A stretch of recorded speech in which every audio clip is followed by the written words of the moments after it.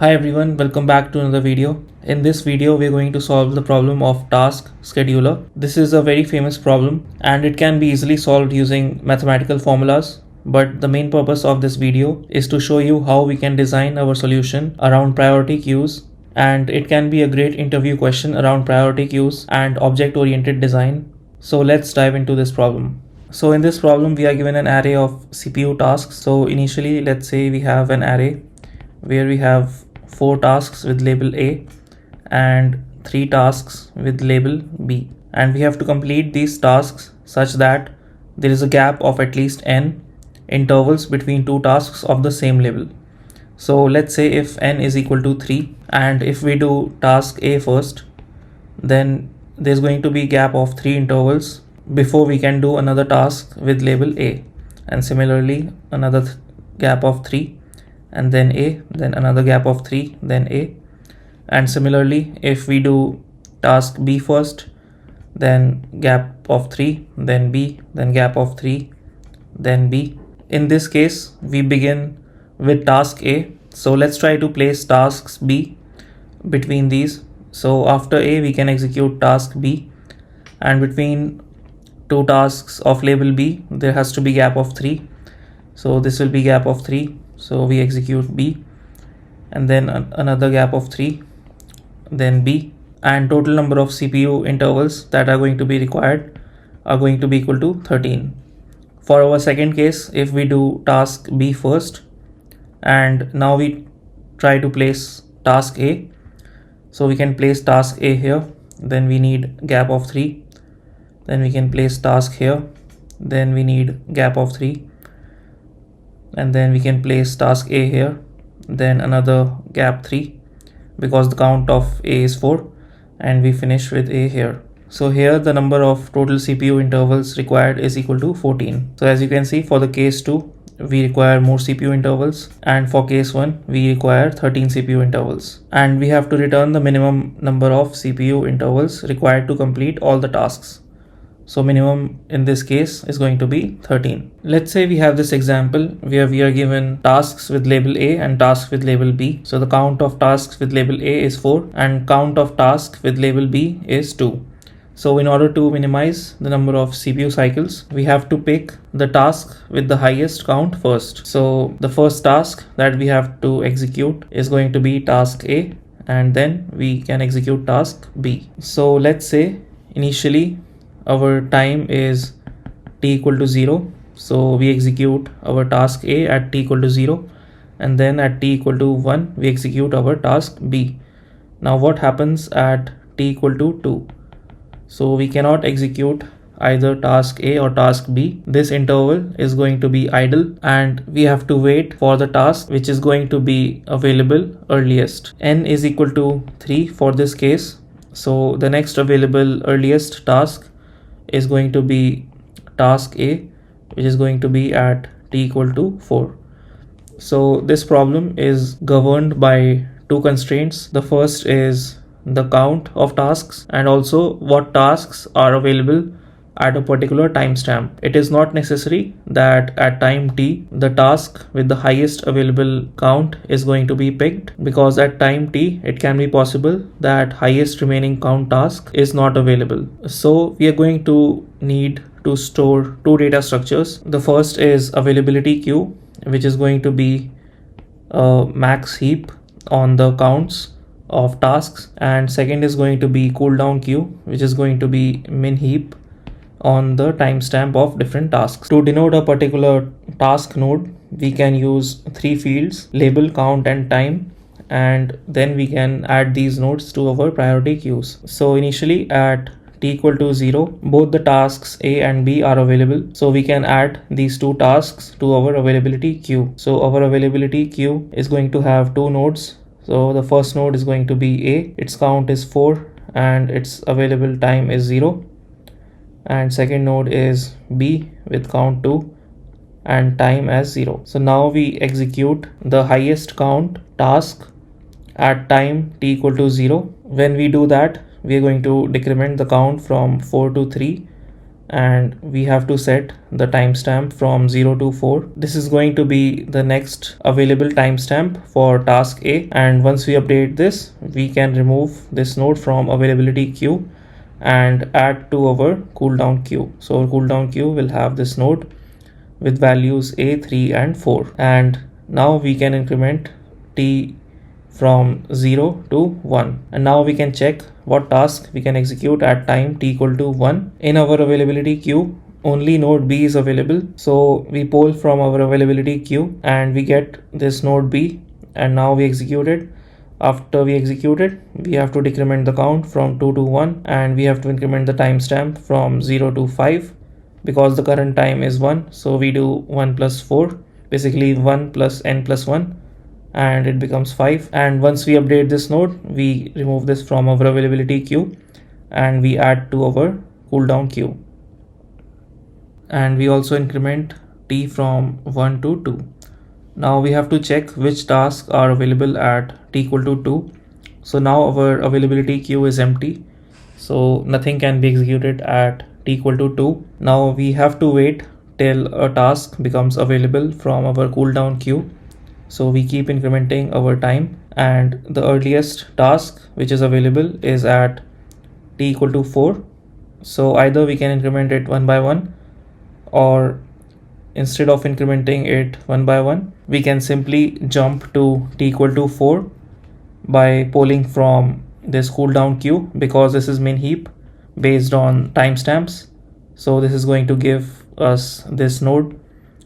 So we straight away jump to t equal to 4, and when we do that, our task A becomes available, and we move this node from cooldown queue to our availability queue. So our availability queue is going to have this node A, 3 and 4, and we are polling from cooldown queue, so we have to remove it. And now we execute this task A again.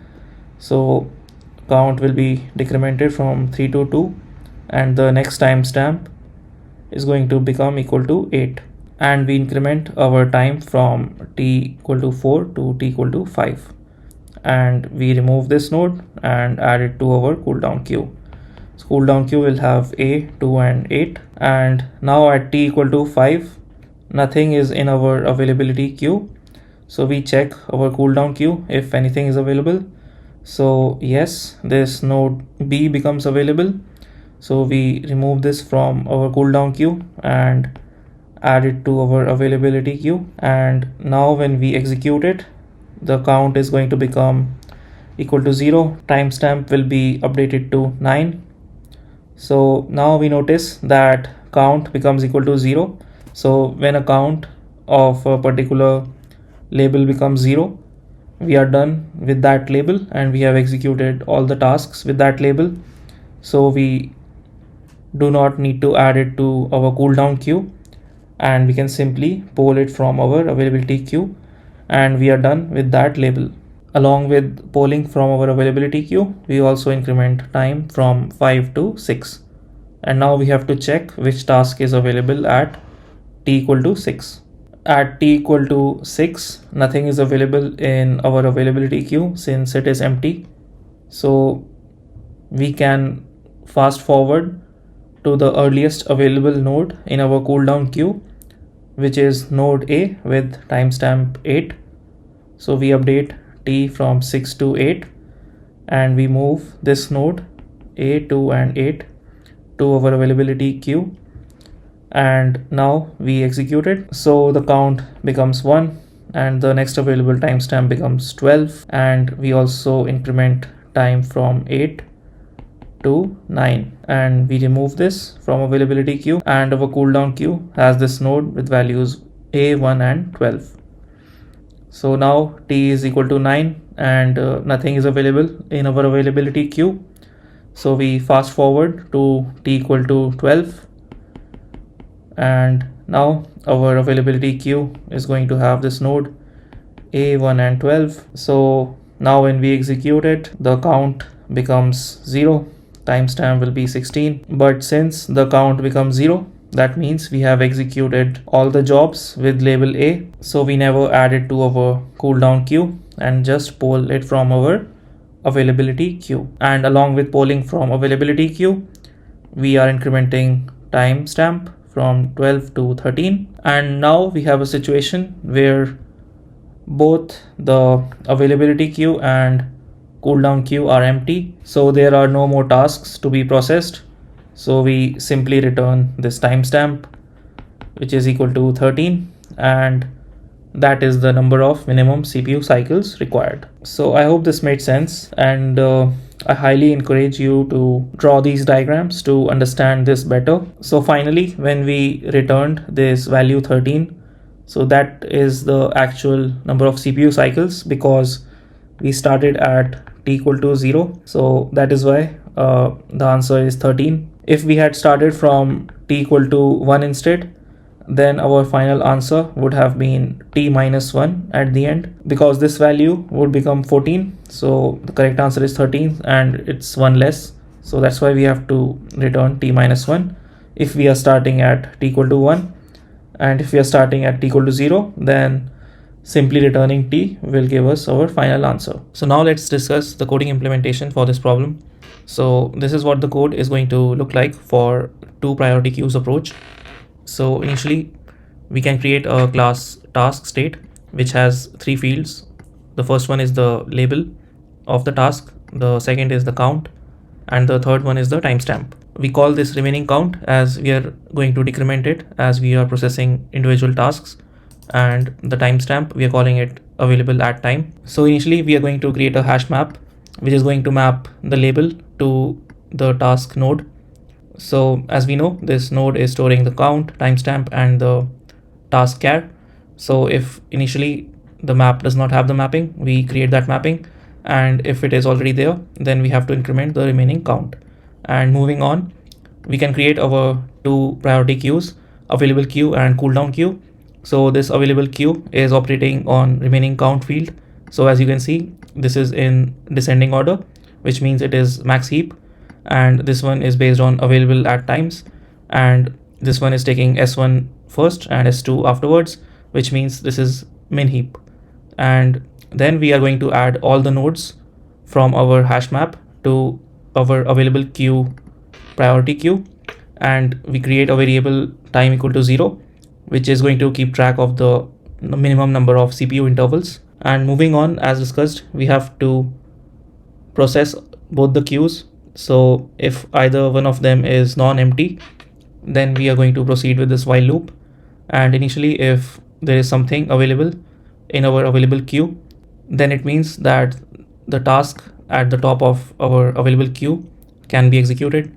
So we do a poll operation and we decrement the count and increment the time.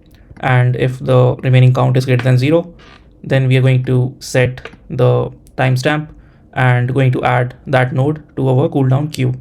And if our available queue is empty, then it means that that particular interval is an idle interval and we have to skip to the earliest available task, and we are going to get that from our cooldown queue. So we are simply going to do a peek operation on our cooldown queue and retrieve the time field, and we straight away skip to that timestamp. And once we do that, so for both if and else conditions, we are updating the value of time. So that is why after updating the time field, we have to check if any task in our cooldown queue becomes available. So if any task becomes available, so this is going to be the condition of availability. So the available at time has to be less than equal to time, and cooldown queue has to be non-empty. So we can poll from our cooldown queue and add that node to our available queue. And once we are done processing both available queue and cooldown queue, we can simply return the value of time and we would be done. So let's try to run this code. So that got accepted. Let's try to submit it. And yeah, that works as well. So I hope this made sense. So now also I'm going to discuss other approaches for this problem, which are going to make use of some mathematical formulas. And there's also one more intuitive approach that we can use. So let's discuss them. We can simplify this problem and move away from using priority queues by coming up with a mathematical formula. So let's say we have a case where count of task A is 4, count of task B is 2, and count of task C is also 4. So as discussed, we are going to need a greedy approach where we are going to pick the task which has the highest count. For this case, tasks A and C have the highest count, and let's say we start with task A and execute it first, and the value of n is 3. So here I have drawn the execution sequence of the tasks. So I start with task A, and we know that there has to be gap of 3 intervals between two task A executions. So I have simply drawn task A executions, and if I now try to write executions for task C, we know that task C can come here, here, here, and at the end it has to come here. This last one, it cannot come in this interval because it is also the highest count 4, so it has to come after this index. And if we now try to write executions for task B, so task B can be executed here, here, so there are only 2 counts for task B, so we would be done. So if we try to divide these executions in different chunks, so one chunk can come here, second one can come here, and third one would be here. So these are different blocks of executions, and these have length n plus 1. Mathematically, if we try to calculate the total length of these chunks, so this is going to be maximum frequency, which is 4 minus 1 times n plus 1. So n plus 1 is this length 4, and we do maximum frequency minus 1 because at the end, when A gets executed, it is not necessary that the length of the final chunk is going to be n plus 1. So first we only calculate the total length of these chunks. So that is why we do maximum frequency minus 1, which is 3 in this case, multiplied by 4. This gives me 12. And at the end, to calculate the length of remaining executions, this is going to be the number of tasks which have maximum frequency. So in this case, tasks A and C have maximum frequency, and total count of tasks which have maximum frequency 4 is equal to 2. So we do 12 plus 2, and this is going to give me total execution time of 14. And this is also going to be the minimum number of CPU cycles required. So if we try to understand this code, so first we have created a variable of max count, and we are storing the counts of characters in an array of size 26 because there are 26 characters. And then we assign the frequencies, and we set max count, and at the end we calculate the length of different chunks using this formula. And for our final for loop, this is going to calculate the number of tasks which have the count equal to maximum frequency. So we simply do time plus plus, or we can create a separate variable. And at the end, this is interesting, why we do maths.max between tasks.length and time. So for this case, time is going to be bigger than tasks.length. So this is going to be 14, and this is going to be 10. So this is going to give me 14 as our final answer. So let's try to understand for what case tasks.length is going to give us the right answer. Let's say we have the second case, and in this case we have 4 tasks which have count 2. So in this case we have uniform distribution, and value of n is 2. So if we try to start from task A execution, so we can have something like this, and every chunk is going to be of length 3. So if I use this formula, this is going to give me 1 times 3 plus 4, and this is going to give me value 7, and the length of total tasks is 8. So maximum of 8 and 7 is going to give me 8, which is going to give us the minimum number of CPU cycles required. If we try to draw all the executions, this is going to look something like this: A, B, C, D, A, B, C, D, and this is not going to have any idle times, and this is going to give us time 8. So our next approach is a bit intuitive.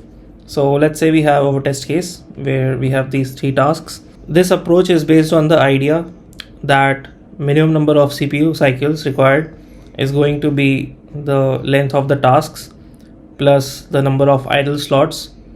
If idle slots is greater than 0, then we simply add number of idle tasks with the task length, else we simply return tasks.length. I have drawn these task executions starting with task A, and I have created some idle slots between executions of task A. So between two tasks A, there are going to be 3 idle slots. So if we try to calculate all the idle slots, so this is going to be simply equal to 3 times 3, which is going to give us 9.